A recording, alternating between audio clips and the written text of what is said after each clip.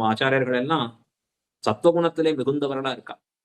ரொம்ப ஆச்சரியமா கேட்டார். எங்க நெல்ல காணுமே, விதை நெல்ல காணுமே அப்படின்னு கேட்கறச்சே, மனைவி சொல்றா, ஆமாமா, விதை நெல்லாம் விதைச்சுட்டேனே. விதைச்சாயா எங்கன்னா, பரமபதத்திலே விதைத்தேன்.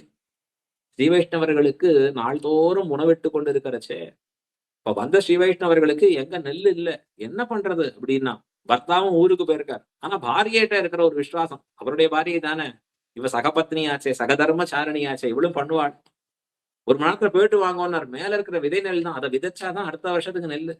ஆனா அத கொண்டு விதைச்சு அவ பண்ணிட்டா தலிகை. ஏன் அப்படி பண்ணீர்னா, அது பரமபதத்திலே விதைத்தேன் என்று எம்பெருமானுடைய திருவுள்ளத்திற்கு உகப்பாக செய்தேன்.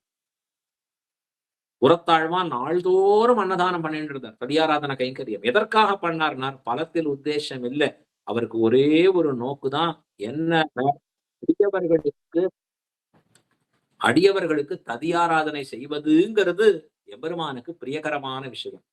நாம பண்ற திருவாராதனத்துக்கு யாகம்னு பேர். அடியவர்களுக்கு பண்றது அனுயாகம்னு பேர். அதுக்குதான் ததியாராதனம் அப்படின்னு பேரு.